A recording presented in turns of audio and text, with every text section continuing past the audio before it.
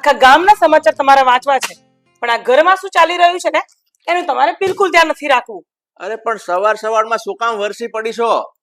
શું થયું છે એ શાંતિથી મને કહીશ? તમારી બેન શું હોય બીજું?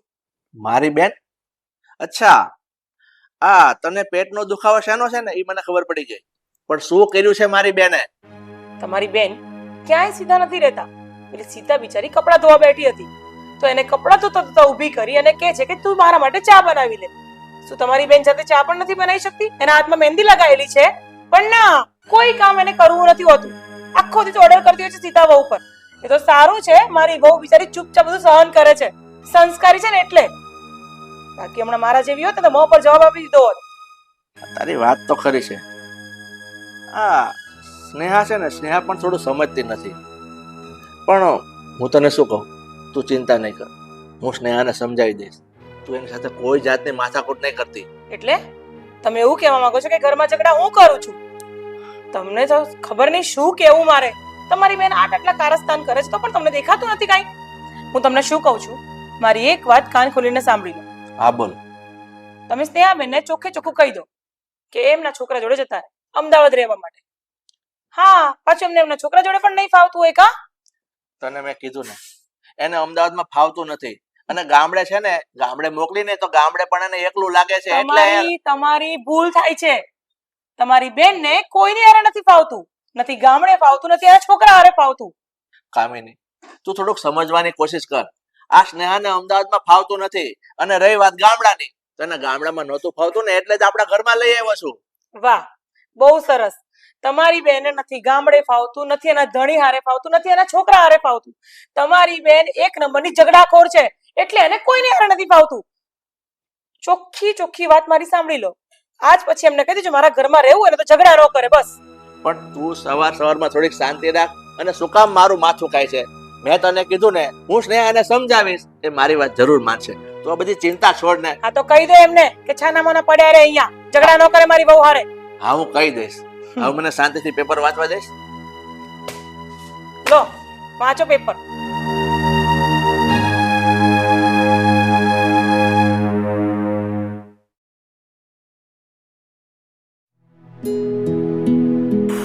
એ સીતા, આ બધું કામ મૂક ને, પેલા મને માથામાં છે ને તેલ નાખી દો, મને બહુ માથું દુખે છે. આ કપડાને ઘડી વાળી લઉં ને પછી માલિશ કરી દઉં. અરે કપડા બપડા મૂક ને, પેલા મને માલિશ કરી દે ને. એક તો મને માથું ફાટે છે ને તને કપડાની પડી છે. હા, તમને બહુ ઉતાવળ હોય ને માલિશ કરવાની તો તમારી જાતે જ કરી લો, કારણ કે મારે હજુ ઘરના બહુ બધા કામ છે. રસોઈ કરવાની પણ બાકી છે ને બીજા કામ પણ બાકી છે. કાલની આવેલી તું આટલું બધું મારી સાથે જીભ લગાવે છે? આ તારી જીભડી ખેંચી લઈશ. તમે મને તમાચો માર્યો તો શું બોલી તું? ફાયે તને તમાચો માર્યો એમ? હા, હવે ફઈના હાથ પણ ચાલવા માંડ્યા છે. ફઈ, શું છે આ બધું? શું કામ માર્યો તમે સીતાને તમાચો? આજકાલ તમારું વધતું જાય છે. એવું તો શું કર્યું સીતાએ કે તમે એના ઉપર હાથ ઉપાડી લીધો? કાલની આવેલી એને કઈ કામ સોંપું તેને કામ કરવાનું જોર આવે છે, મારે એને કઈ કામ નહીં સોંપવાનું. જો ફઈ, સીતાને છે ને આ ઘરમાં ઘણું કામ, અને કામ કરતા કરતા તમે પણ એને કામ ચીંધો ને તો એને શું, મને પણ જોર આવે. આ તમે કઈ ગઢા નથી થઈ ગયા, હજુ જુવાન જ છો, અને તમારી ઉંમર એટલી પણ નથી ખરાબ થઈ ગઈ કે તમે તમારા કામ જાતે ના કરી શકતા હો. હા પણ દીકરા, ઘરની વહુ છે તો કામ પણ થોડું કરવું પડે. કઈ પાટલે બેહાડીને એની પૂજા ન કરવાની હોય.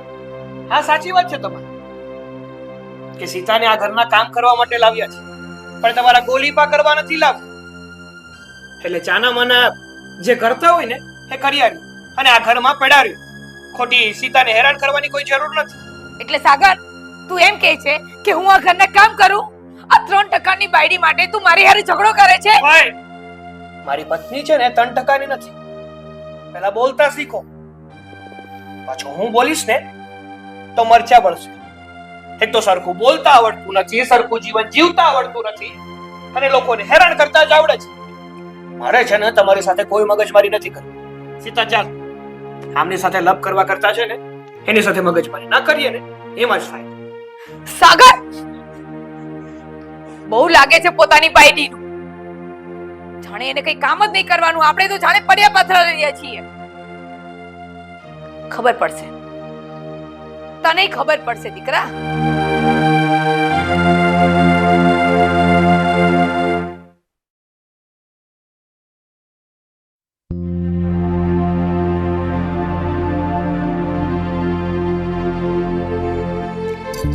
સ્નેહાબેન,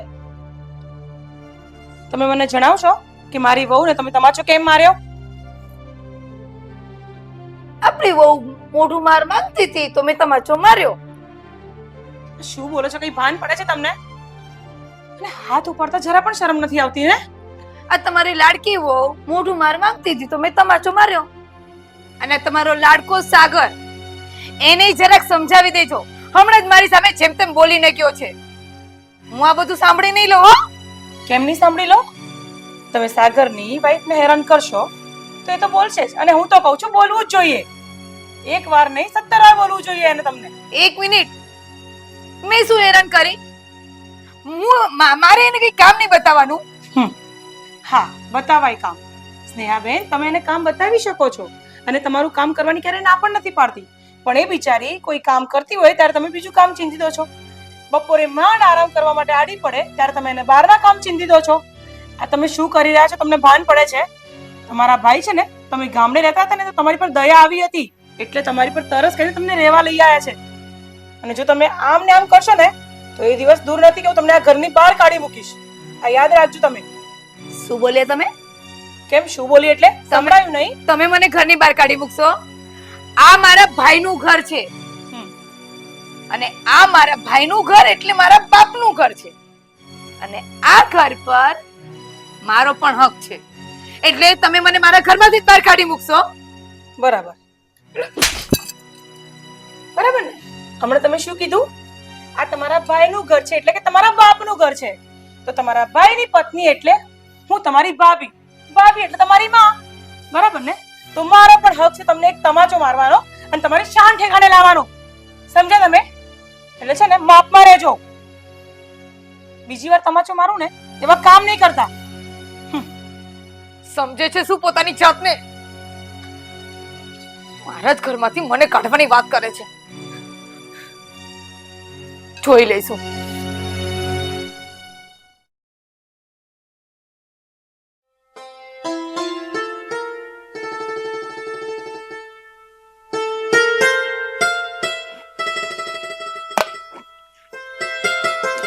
સીતા, હું શું કહું છું તને, આ મમ્મી પપ્પા ઘરે દેખાતા નથી, બહાર ગયા છે એ લોકો.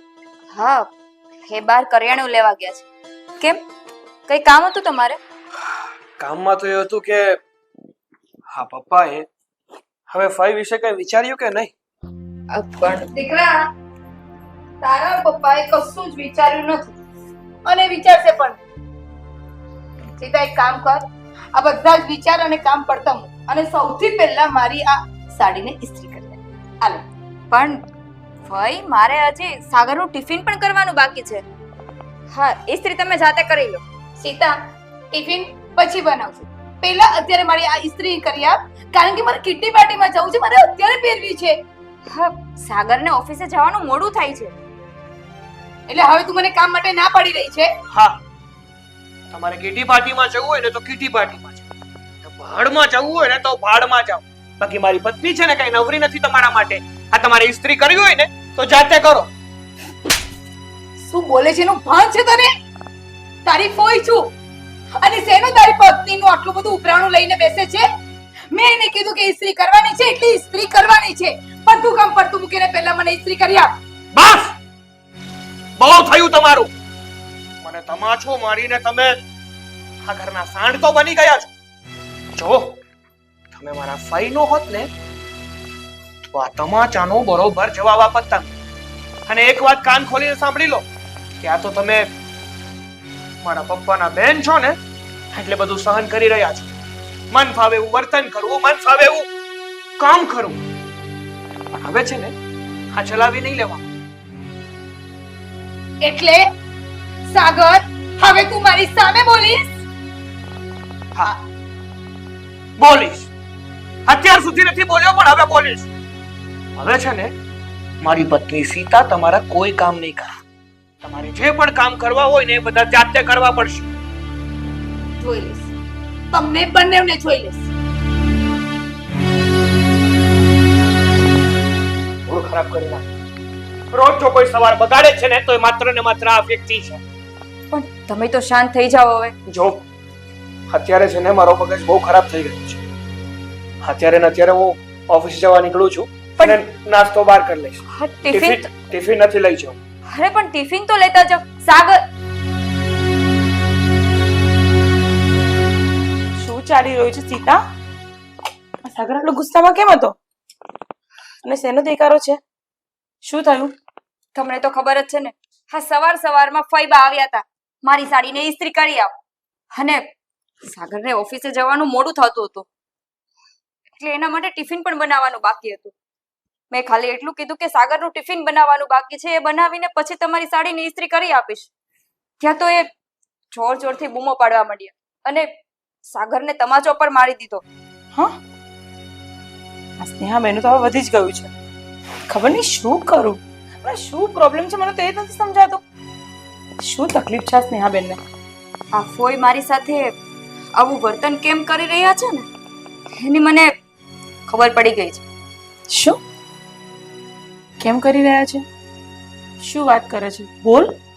મમ્મી, હા સાગર સાથે મારા લગ્ન થયા ને એ પહેલા ફોઈના દીકરા જય સાથે મારી સગાઈની વાત ચાલી હતી, પણ મને એમના દીકરા જરાય પસંદ નહોતા એટલે મેં ના પાડી દીધી.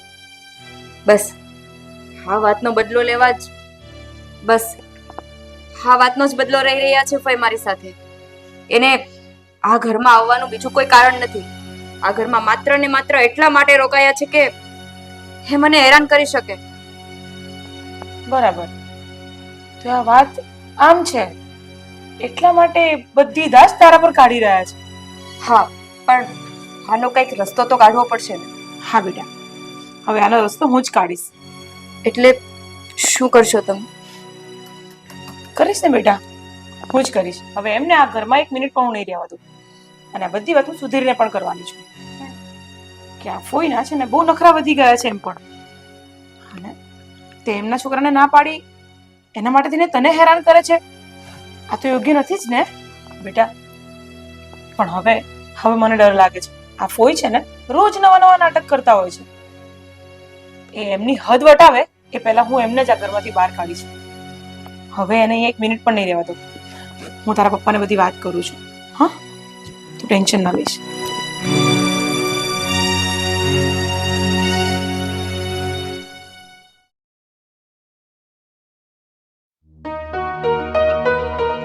ક્યારે આવશે સુધીર? ફોન કરીને પણ 10 મિનિટ થઈ ગઈ.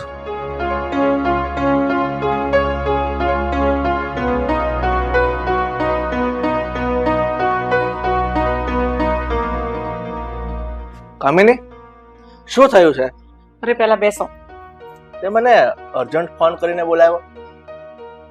શું વાત છે? વાત જરા કેમ છે?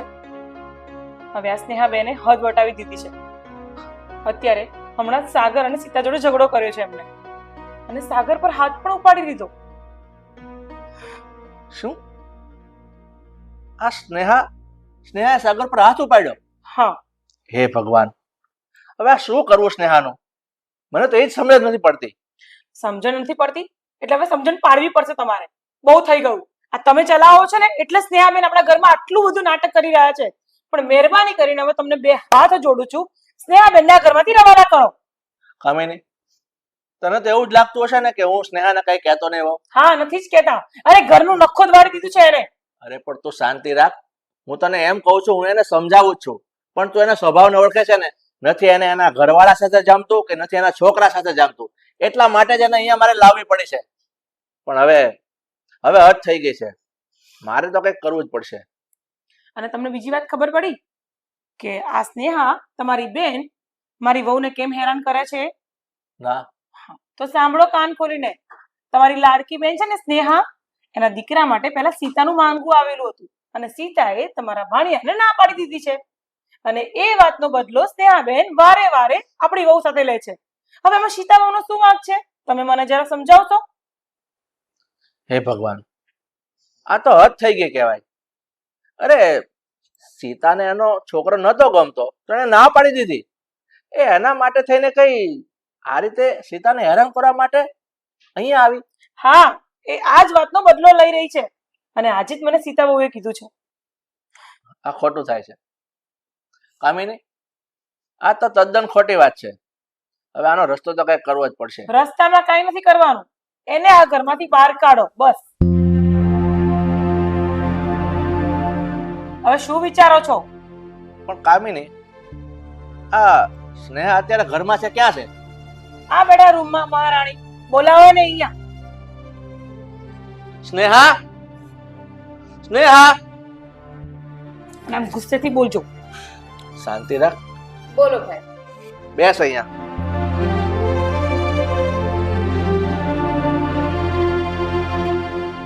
શું થયું? કેમ આટલા બધા ચૂપ અને શાંત બેઠા છો? હવે તમે શાંતિથી બેસો, તમારા ભાઈ કઈ બોલે છે. સ્નેહા, હું તને પૂછું ને એને મને સાચે સાચો જવાબ આપજે. મેં એવું સાંભળ્યું છે કે આ મારી વહુ સીતા છે ને, એની સગાઈની વાત તે તારા છોકરા સાથે ચલાવી હતી. આ વાત સાચી છે? હા, આ વાત સાચી છે. પણ સીતાએ એવું કહ્યું કે સીતાને તારો છોકરો નતો ગમતો એટલે એને સગાઈ કરવા ના પાડી દીધી. તો એનો બદલો લેવા માટે તું ખાસ મારા ઘરમાં આવી છો અને સીતાને હેરાન કરે છે. એ વાત પણ સાચી છે? હા, હું એટલે જ સીતાને હેરાન કરું છું. એને મારા છોકરા સાથે લગ્ન કરવાની ના શું કામ પાડી? પણ સ્નેહા, મારી બેન, તું સમજવાની કોશિશ કર. તું એમ કહે છે કે સીતાએ ના પાડી દીધી, પણ સીતાને તારો છોકરો ન ગમતો હોય તો ના પાડી દે. એના માટે છે તારે સીતાને હેરાન કરવાની? હવે બસ, તમે તમારા કપડાં પેક કરો, તમારા ભાઈ તમને મૂકી જાય છે. હવે તમે 1 મિનિટ પણ મને મારા ઘરમાં નહીં જોઈએ. ભાઈ, આ શું બોલે છે? તમારા ભાઈ કાંઈ નહીં બોલે. હવે જે બોલશે ને એ હું જ બોલીશ અને મારું જ તમારે સાંભળવાનું છે. એટલે કાન ખોલીને સાંભળી લો. તમારા કપડાં પેક કરો અને હમણાં મારા ઘરની બહાર નીકળી જાઓ. તમારા ભાઈ તમને મૂકવા આવે છે. સંભળાતું નથી તમને હું શું બોલું છું? આ એમ નહીં માને. આના કપડાનો થેલો પણ મારે જ લઈ આવવો પડશે. બેસો તમે અહીંયા. ભાઈ, આ ભાભી શું બોલી રહી છે? હું તમારી બેન છું, તમે મને ઘરમાંથી કાઢી મૂકવાની વાત કરો છો? ભાઈ, જરાક મને સમજ, હું ક્યાં જઈશ? હું કોઈને હેરાન નહીં કરું ઘરમાં. બસ સ્નેહા, આ બધો વિચાર તારે પહેલા કરવાની જરૂર હતી. ના, ના. બહુ મોડું થઈ ગયું છે. કપડા આવી ગયા છે એમના, લઈ જાઓ એમને. અરે ભાઈ, ભાઈ ભાઈ નહીં, સાંભળ સાંભળ ભાઈ. મારે કાંઈ સાંભળવું નથી. આ તારો થેલો ઊભી થા અને નીકળ ઘરની બહાર. જા. ભાભી, ભાભી, આ બધું પહેલા વિચારવાનું હતું. જાઓ. ભાભી સામે કાંઈ બોલવાનું નથી. જા.